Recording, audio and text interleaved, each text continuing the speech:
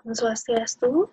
Perkenalkan, saya Putu Paramita Primadevi Pramana, NIM 19026111063, dokter muda yang sedang menjalani stase di Departemen Anestesiologi dan Terapi Intensif FK Unut RSUP Sanglah, periode 1 Juni hingga 14 Juni 2020. Hari ini, saya akan menjelaskan mengenai cardiopulmonary resuscitation menurut American Heart Association Guidelines 2015. Pertama, saya akan menjelaskan mengenai sudden cardiac arrest, di mana sudden cardiac arrest merupakan kematian jantung mendadak yang terjadi akibat hilangnya fungsi jantung secara mendadak. Cardiac arrest merupakan suatu keadaan darurat medis dengan tidak ada atau tidak adekuatnya kontraksi ventrikel kiri jantung yang dengan seketika menyebabkan kegagalan sirkulasi. Henti jantung mendadak atau sudden cardiac arrest bisa saja terjadi tiba-tiba pada seseorang, tua atau muda, dengan ataupun tanpa penyakit jantung sebelumnya, dan bisa terjadi kapan saja. Dibagi menjadi dua, ada primary dan secondary, di mana primary cardiac arrest ini dapat disebabkan oleh karena kelainan struktural maupun kelainan fungsional. Kelainan strukturalnya dapat terjadi penyakit jantung koroner, hipertrofi miokardial, kardiomiopati dilatasi, kelainan inflamasi dan infiltratif, penyakit katup jantung, abnormalitas elektrofisiologi struktural. Dan kelainan fungsionalnya, gangguan aliran darah koroner, keadaan curah jantung yang rendah, abnormalitas metabolisme sistemik, gangguan neurofisiologis, dan respon toksik. Jadi, penyebab dari cardiac arrest ini menurut AHA 2015 terdapat 6H dan 4T, yaitu yang pertama, hipoksia, hipotensi, hipotermia, hipoglikemia, asidosis, dan hipokalemia.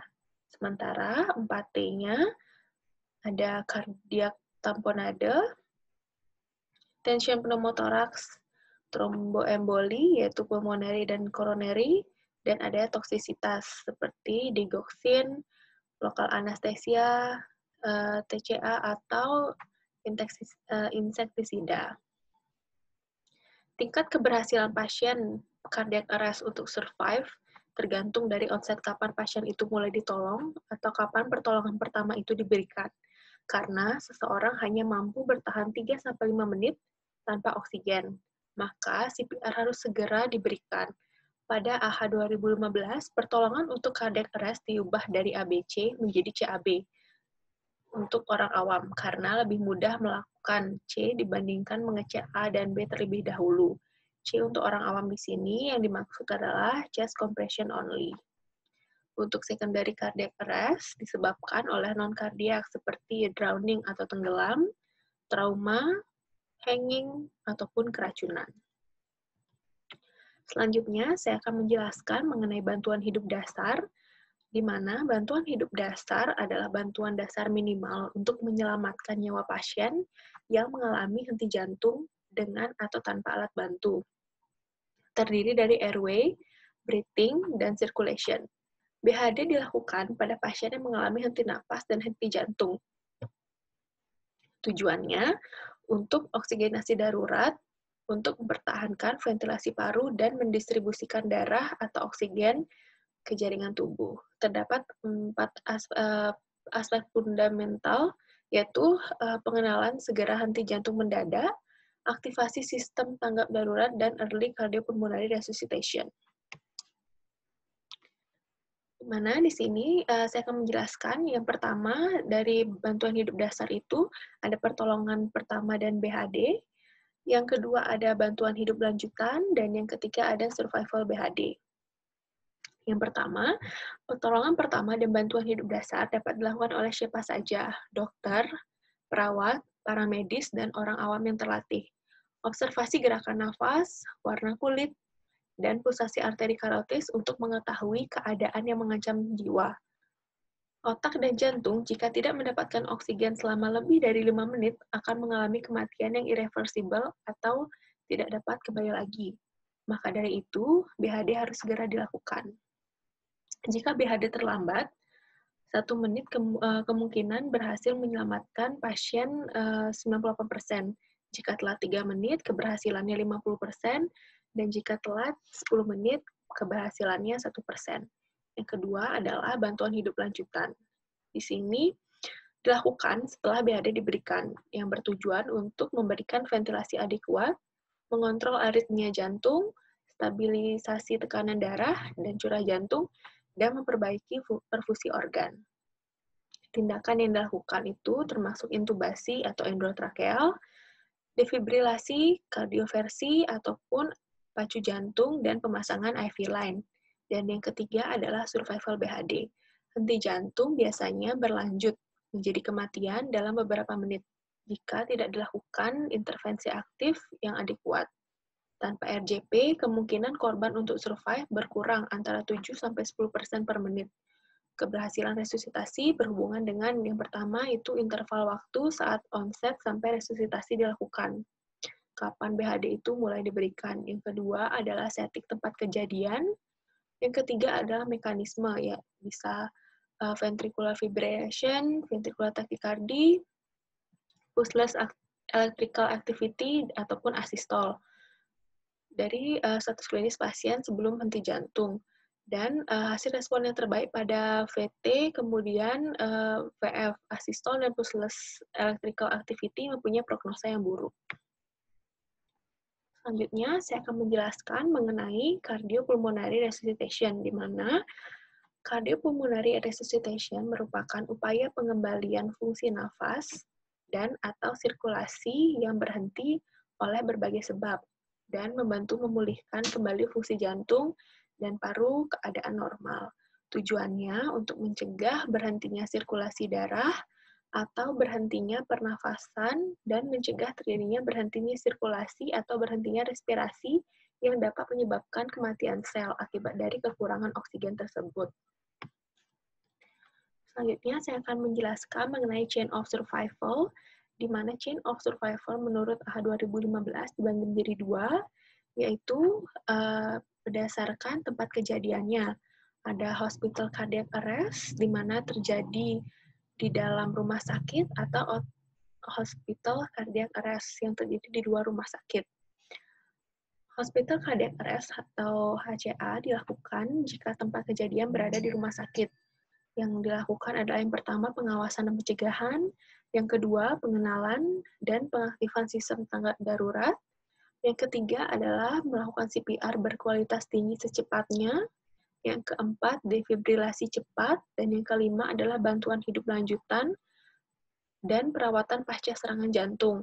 Pada step 1-3 dapat dilakukan oleh dokter layanan primer, step 4 dilakukan oleh tim medis dengan reaksi cepat, dan step 5 dilakukan di cath lab, dan pasien masuk ruang ICU untuk monitoring lebih lanjut.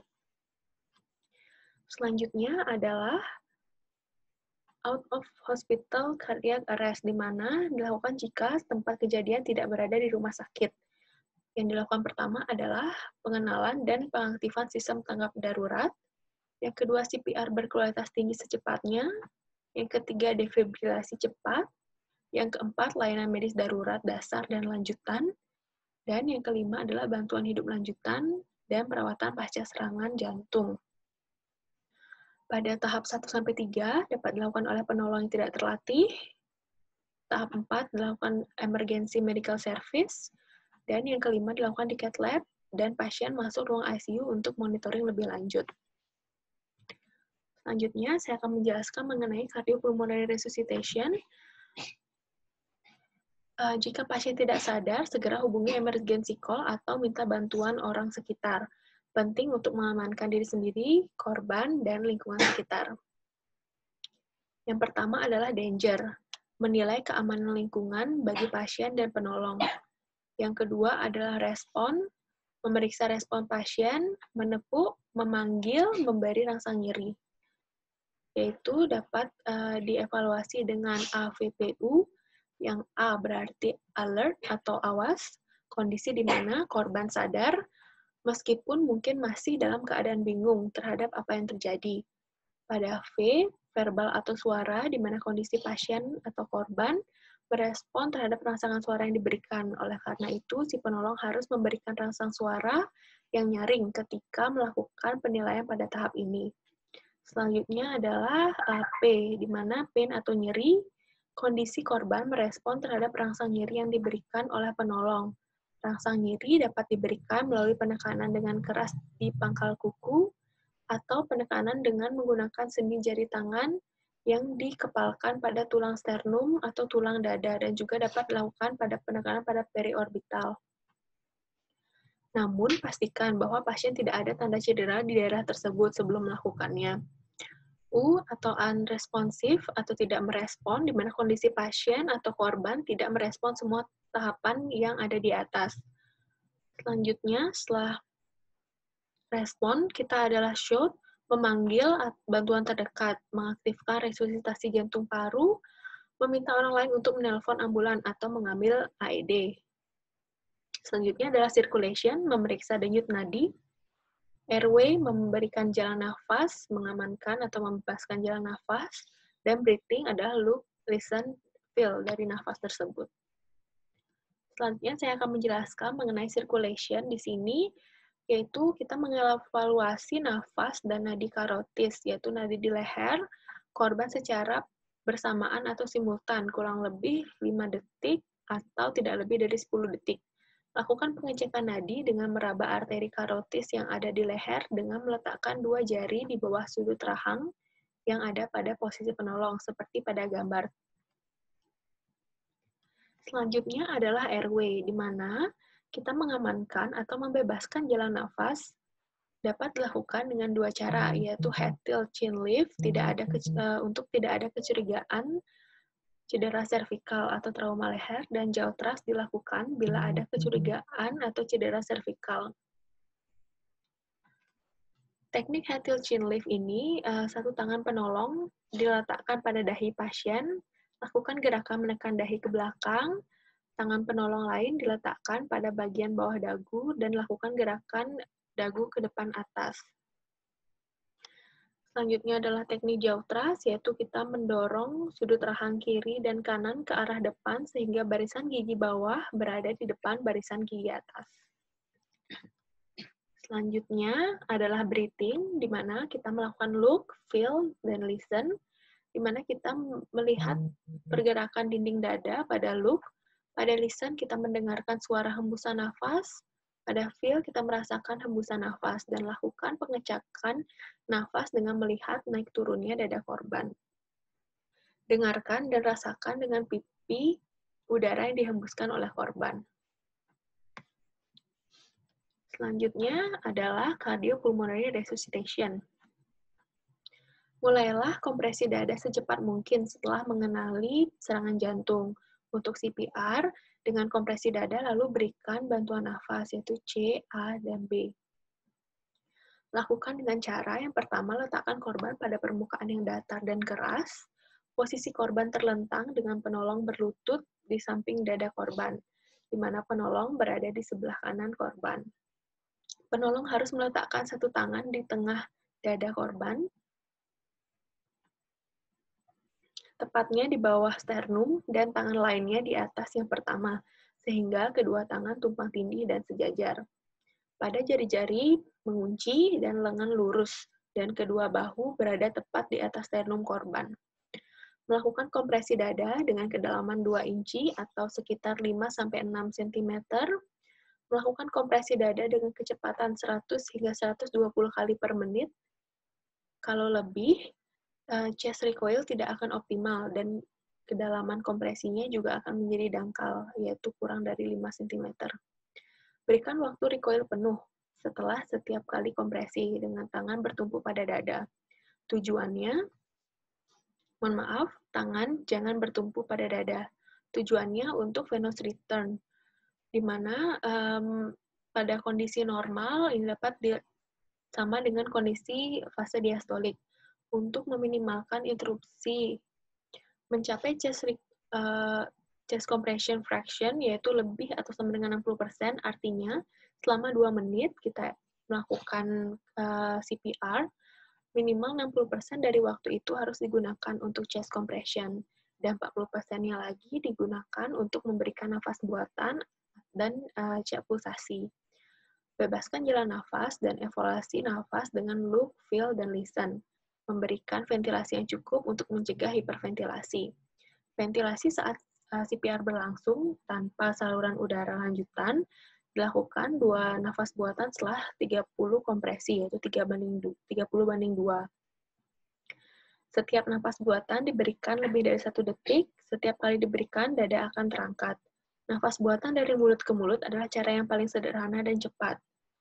Menggunakan nafas ekspirasi penolong, karena saat diekspirasikan masih ada oksigen sekitar 16%.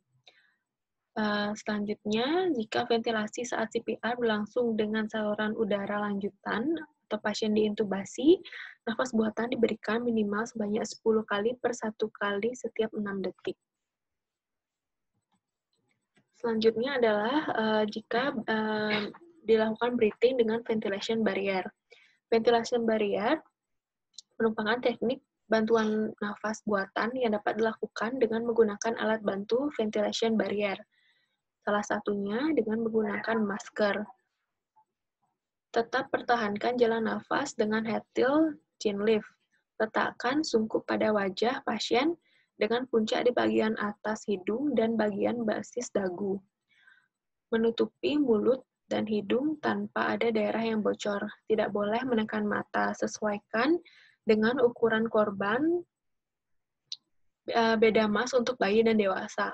Teknik memegangnya ada 2, yaitu menggunakan satu tangan dengan C-clamp. Bagi satu penolong, jika ibu jari dan jari telunjuk melingkari pinggir sungkup dan jari lainnya mengangkat rahang bawah, yang lain memompa kantung nafas sembari melihat dadanya terangkat.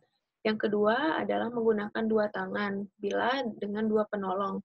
Satu penolong pada posisi di atas kepala pasien menggunakan ibu jari dan telunjuk tangan kiri dan kanan untuk mencegah agar tidak terjadi kebocoran di sekitar sungkup dari mulut. Jari-jari yang lain mengangkat rahang bawah dengan mengekstensikan kepala sembari melihat pergerakan dada. Penolong kedua secara perlahan, yaitu 2 detik, memompa kantung sampai dada terangkat.